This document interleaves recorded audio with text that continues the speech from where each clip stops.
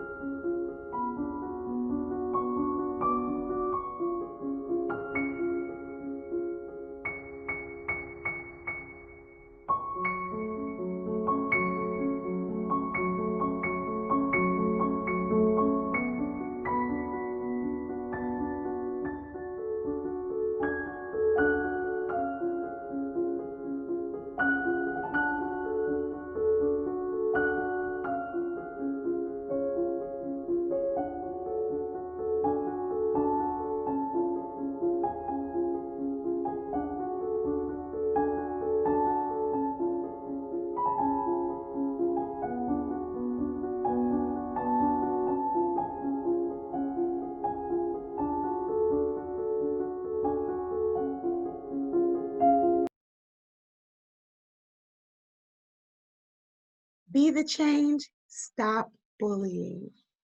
That was the message of that video.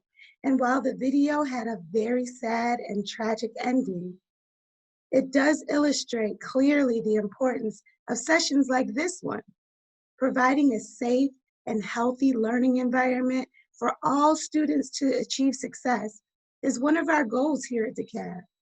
To reach that goal, we start off by doing things like ensuring that our families are educated in the areas that could put our children at risk. So the objectives for today's training are to make sure you are all able to accurately identify bullying and its effects, for you to be able to gain knowledge about the size of the bullying problem, and finally, to walk away from this training aware of how we can prevent and address bullying. Now, when I was doing my research over the years on this subject, I found that bullying could easily be one of the most overused and misused words of all time. So it's important that we clearly define what bullying is. The CDC and the Department of Ed provided us with a definition way back in 2014. Here it is, printed in red. Any unwanted aggressive behaviors by another youth or group of youths who are not siblings or current dating partners that involves an observed or perceived power imbalance and is repeated multiple times or is highly likely to be repeated. Whew, that's a whole bunch of words, right? No wonder people struggle with identifying bullying. Well, I'm here to break it down for you into 3 core elements, which are unwanted aggressive behavior, observed or perceived power imbalance, and finally, repetition or a high likelihood of repetition of those aggressive behaviors. Now, before we get deeper into these 3 core elements, it's helpful to understand the key players in bullying. So, first you have the bully.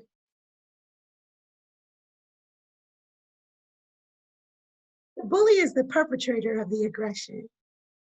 Then you have the victim, the one who is the recipient of the abuse. Next, your bystanders. You often see them standing nearby witnessing the incident. Bystanders are sometimes laughing and following along with the bully, but other times they can be just as upset by the mean behavior, but they're too scared to do anything about it. Then we have an individual who we refer to as the bully victim. This is a kid who you might see is a victim in one area of the school, maybe during homeroom or lunch, but later he can be seen on the playground actually being the one doing the bullying.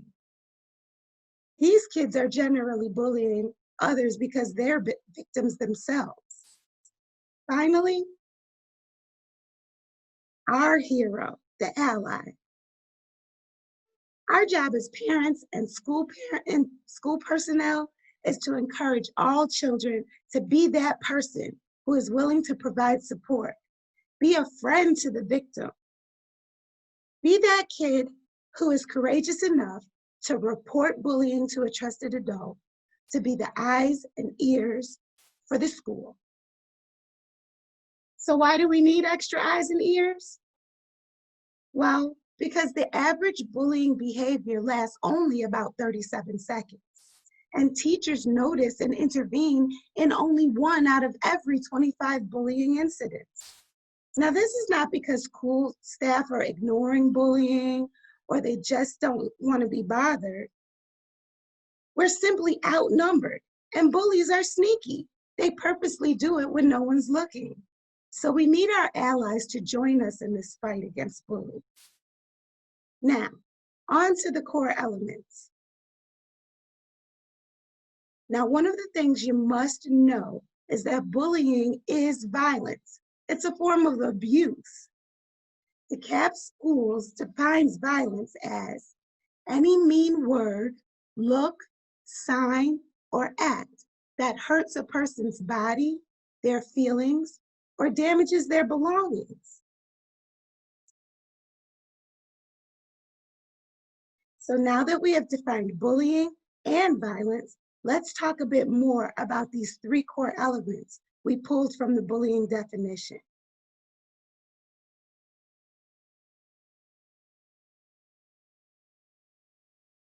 That first core element is aggression or violence. Now we can all agree that there are certain actions like shooting or stabbing someone, even hitting, kicking, pushing, tripping. Any of those actions we can agree are violent and aggressive. But what about spreading rumors or rolling your eyes at someone?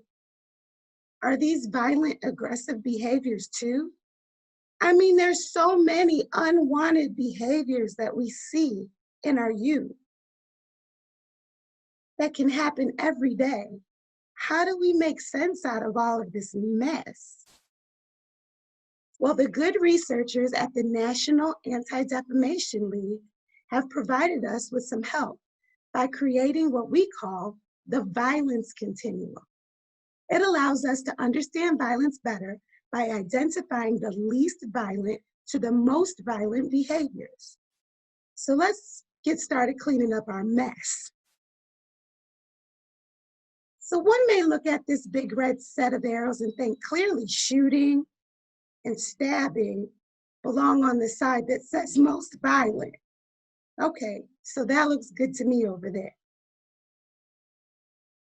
Tripping, pushing, okay, that looks good on that side, down by the least violent end. And then we can stick hitting and kicking somewhere in the middle, right? Okay, that looks good so far. Well, what about those behaviors like eye rolling and teasing? Are they even violent at all? Well, we have to remember our DeKalb definition of violence. Any mean word, look, sign, or act that hurts a person's body, feelings, or damages their belongings. Well, mean words and eye rolling definitely classify as things that could hurt someone's feelings. So that means we've done this pretty much all wrong.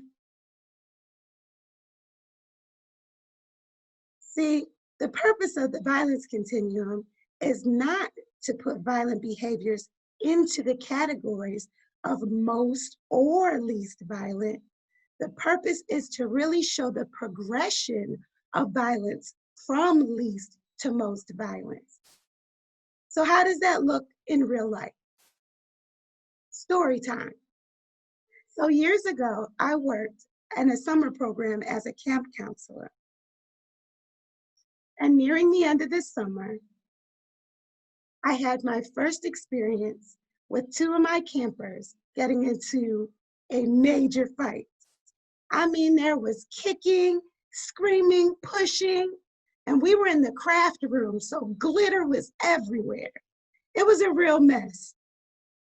Once we got everyone calmed down, it was my job to get to the bottom of the conflict, find out what went wrong and why the girls were so angry with one another.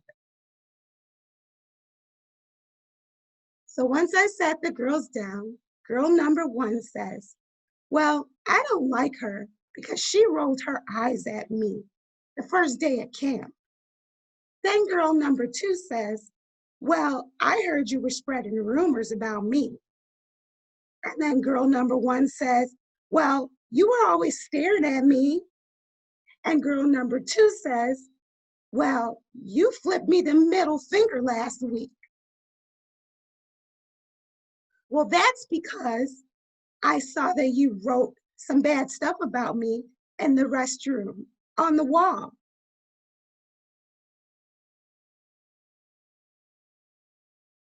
Boy, we're really moving down this violence continuum, aren't we? So once girl number two said that, girl number one comes back with, but you turned all my friends against me. And it went back and forth, just like that. You were calling me names. Well, you really made me angry, so that's why I said I was gonna fight you. And it just went on and on. And it was then that I realized that violence starts off small and it just grows and grows until you get to a really dangerous place. That is, if you don't intervene and don't stop it. And that's when I learned that eye rolling can be a really dangerous and violent activity. Maybe not as extreme as shooting someone or stabbing someone, but it definitely can put you on the road to get there. The violence continuum shows you how violent behaviors are connected and they flow one into the other. It may take days, weeks, months, or just moments, but if we don't find a way to recognize when we are on the continuum and put a stop to it early, you can see how we can sometimes end up in a very tragic place. Now that we understand the first core element of aggression and violence, let's move on to the second, power imbalance. In order for an unwanted, violent, or aggressive behavior to be classified as bullying, a real or perceived power imbalance must exist.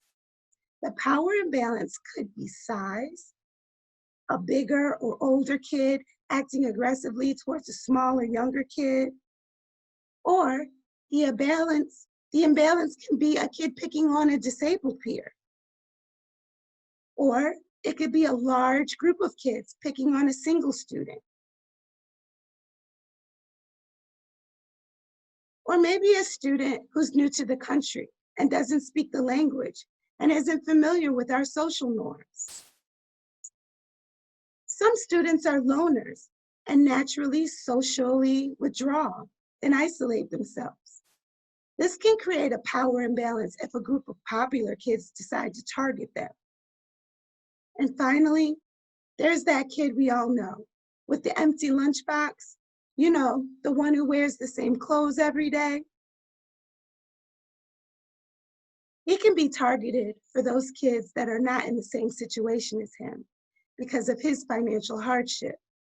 So now that we understand power imbalance, the final core element of identifying bullying behavior is that it must be repeated, or at least have a high likelihood of being repeated.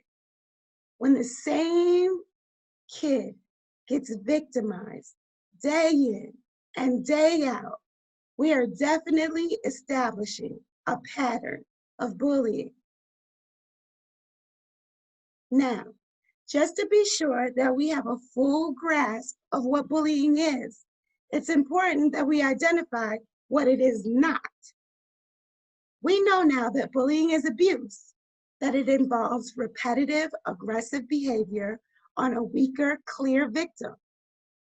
But we must also acknowledge that bullying is not a mutual conflict. It's not horseplay between friends or an isolated incident where two students have a disagreement, maybe throw some insults at each other, have an argument, or even a physical fight. Or those times when we see that students have just simply decided that they're not friends anymore. These things cannot be classified as bullying because they do not have the three core elements. So on to the myths and facts about bullying. There are some myths that are widely and wrongfully held as facts and have stood the test of time that have made it difficult to combat the bullying problem. Bullying is just a stage, a normal part of life. I went through it when I was a kid too. A lot of people really believe that. But bullying is not normal. It's abuse. It's not a socially accepted behavior. It's aggression. And we can't give bullies power by acting as though their behavior is acceptable. So the next myth, oh, you need to just stand up for yourself. Hit that bully back, punch him. He'll leave you alone. A lot of parents advise their kids to just go fight the person who's bullying them.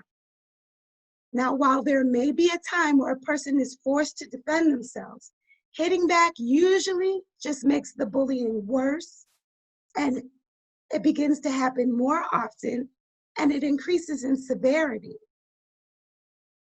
And now you've really put yourself at risk for serious physical harm. The final myth we'll discuss today is bullying is a school problem and the teachers need to handle it. Well, absolutely. Teachers need to handle it, but we have to recognize that bullying is a broader social problem. It often happens in places outside of school, on the streets, in the community, at the mall, at the local pool. And like I told you guys earlier, at summer camp, I've even heard about it happening at church.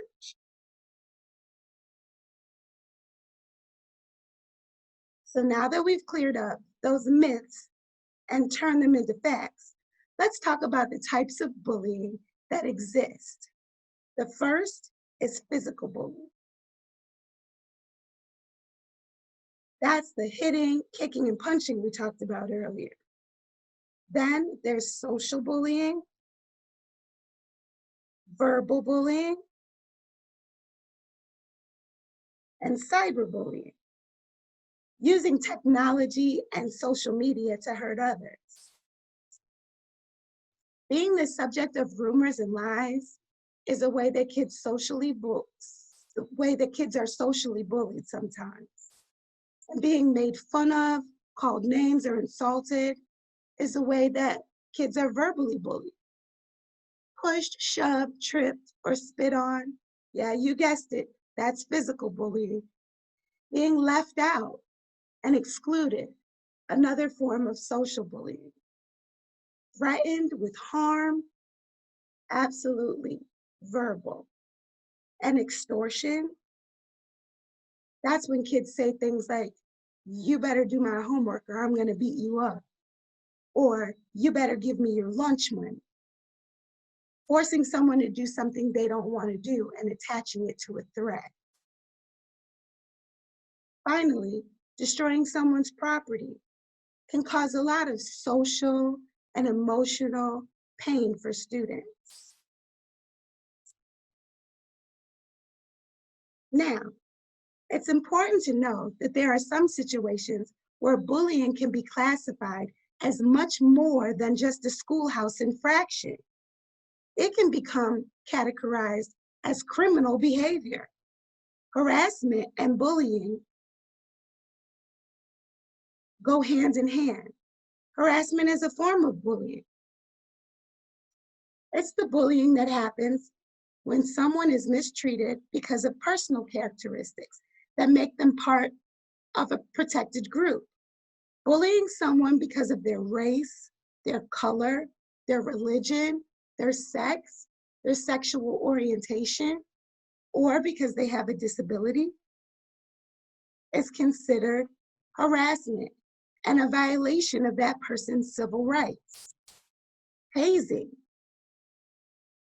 a dangerous or embarrassing initiation ritual acted out in groups like sports teams, clubs, sororities, or fraternities is also a crime.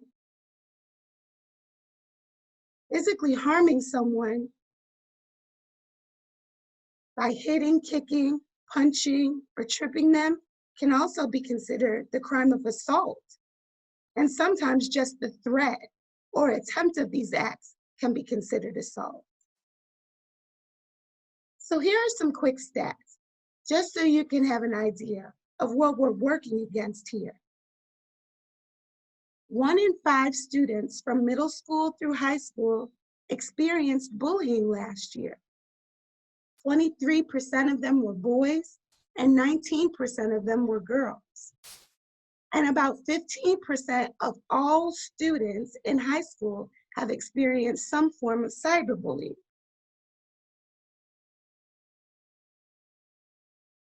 Bullying victims are 2 to 9 times more likely to consider committing suicide. Only 1 in 10 of those victims will ever inform a trusted adult of what's happening to them. That's why it's so important that we have allies, the eyes and ears of the schoolhouse.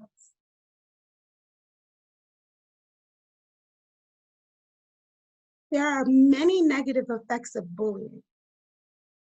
On the victim, it can cause anxiety, depression, low self-esteem. Kids stop wanting to come to school, and before you know it, they drop out. And in some very extreme cases, you'll find kids have suicidal thoughts and even complete suicide. Many are surprised that it's not only the bullying victim that has negative effects. Negative effects also happen to the bully.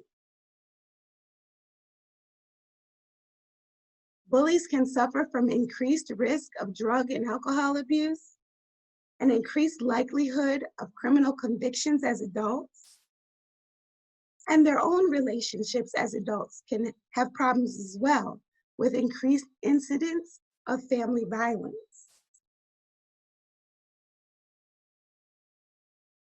But the negative effects of bullying doesn't stop with just the bully and the victim. It affects the school community at large. It creates a climate of fear and disrespect. And when that happens, you'll see an increase in disciplinary infractions. That interferes with student learning, academic achievement, and before you know it, kids are not coming to school, and absences are increasing, and kids are dropping out. When dropout rates increase, that affects society as a whole. Without education, people are less likely to gain consistent employment and accumulate wealth. This makes life hard and makes them more susceptible to mental health problems, and also increases the crime rate.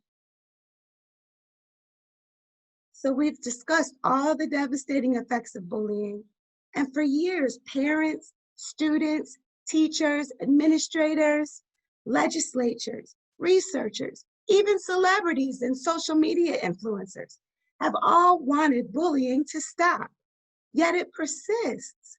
So how do we stop it? Well, here's the good news for us at least.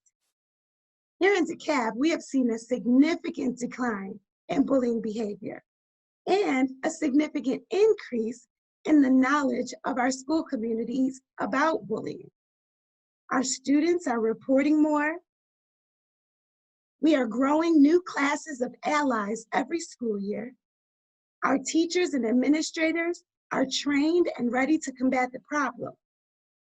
But bullying is a tough social problem. It'll sneak right back up on us if we don't remain diligent. So what do? We continue to educate our stakeholders with activities like this very presentation. We research and implement evidence-based bullying prevention intervention programming, not only in the school, but in the community. And most importantly, we as the adults model kindness and mutual respect for all. It looks like rain again today. Dark clouds gather and fill the sky. Don't know how to talk to you, just know how to say goodbye. Have you actually got a driver's license? I don't think so. Go back where you came from. Learn to speak English. Go back where you came from.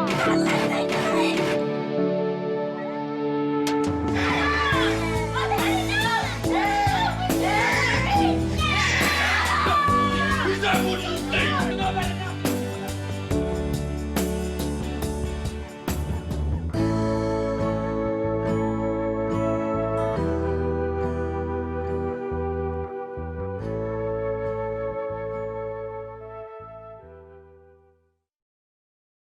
Children see, children do.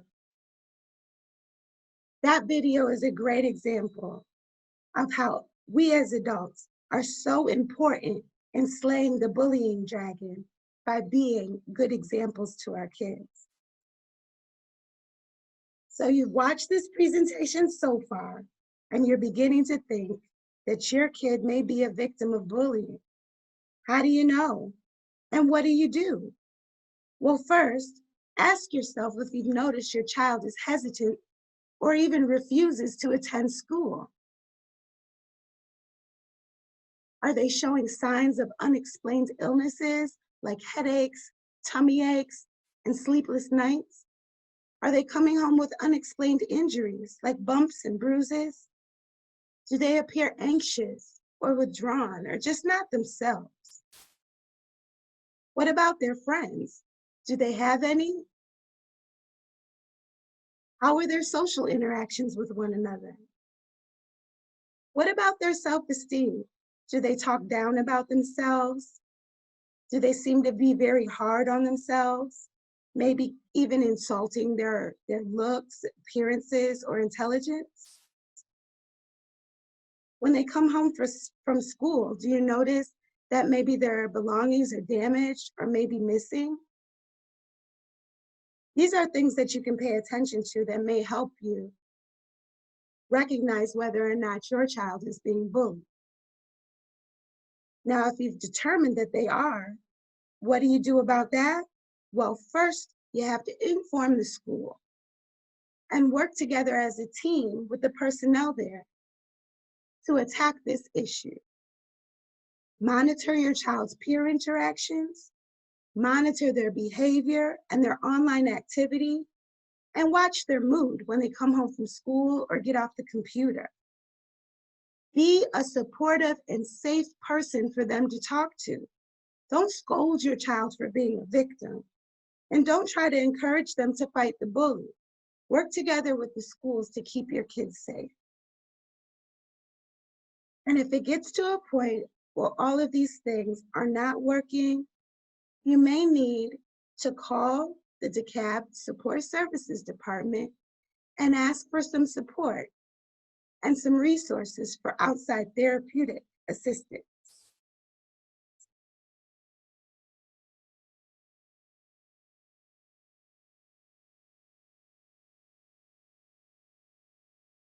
So you've watched further and you're beginning to think, my kid may not be a victim, but I think my kid might be a bully. Well, how would you know that? Ask yourself, has the school informed you of your child engaging in violent or defiant behavior?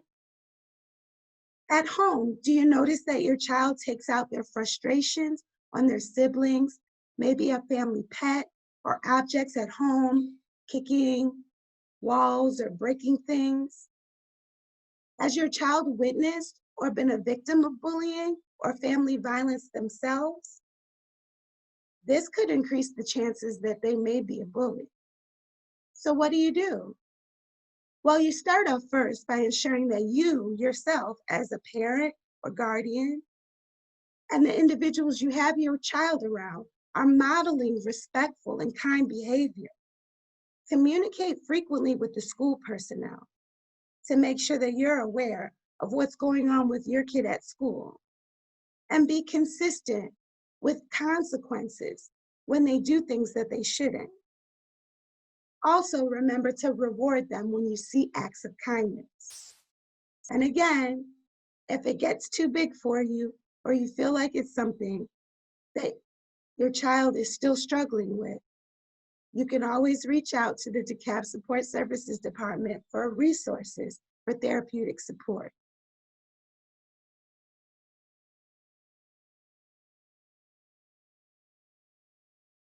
We are coming to the end here, so I wanted you to remember that DeKalb County School District Support Services and Social Work Department are here to help. Call us for resources and support. There are also websites like stopbullying.gov that have lots of information on bullying. And should you need support to assist with anyone who is feeling suicidal, the National Suicide Prevention Lifeline has counselors waiting to provide assistance.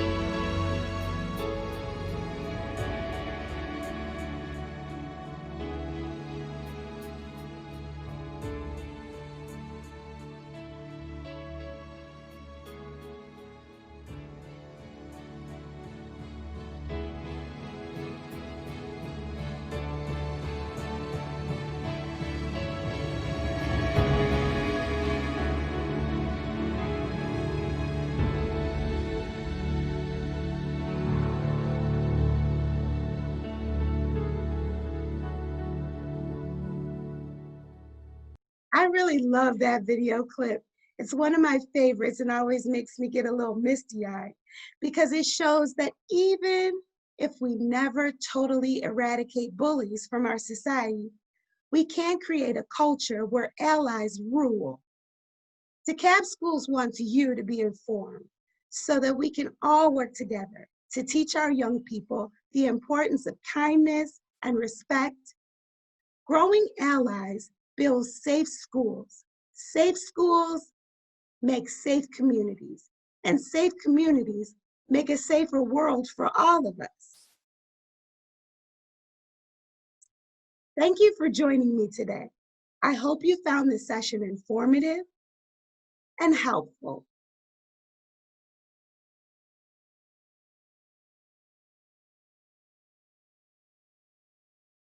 This has been All About Bullying, brought to you by the DeKalb Parent and Family Engagement Department and the DeKalb Social Work Department. Please reach out to us if you need us and enjoy the rest of the virtual Parent and Family Empowerment Conference. Thank you.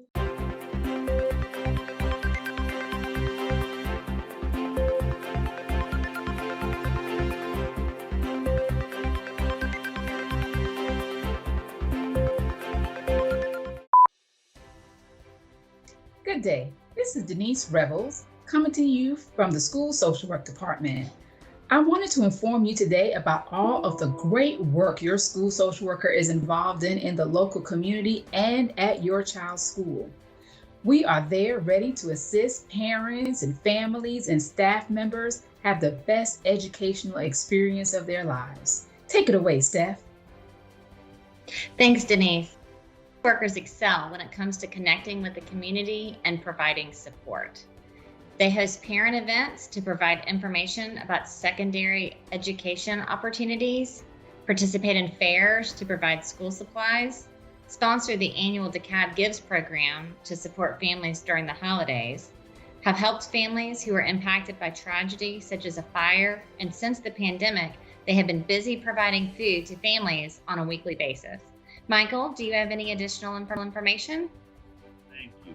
As you indicated, the school social workers do an excellent job connecting with the community, but I also want to highlight their advocacy role, whereby they speak to lawmakers on behalf of the community, facilitate classroom and school-wide lessons to discuss building character and school attendance. School social workers also partner with local agencies, including the police, to keep children safe. And all of this work is done in alignment with the district vision to inspire our community of learners to achieve educational excellence. School social workers will stand by to support you when things get tough and celebrate with you when you attain your goal.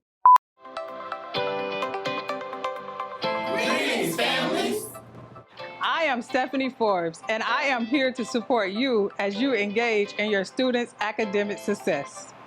I'm Latanya Winters Buford, and I am here to support you as we build a stronger village, one family at a time.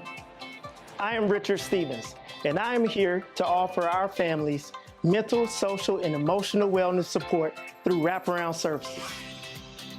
We are the Department of Parent and Family Engagement, and together, we impact. I'm Damon Gunter. I'm here to support you in building a positive relationship within your child's school.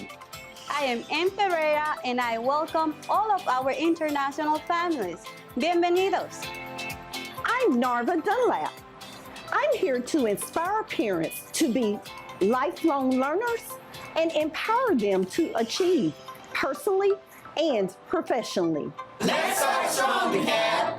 What started as a worldwide crisis has turned into an opportunity for us to pull together in a virtual space and prove that we are stronger together for the benefit of our children. Let's start strong, DeKalb.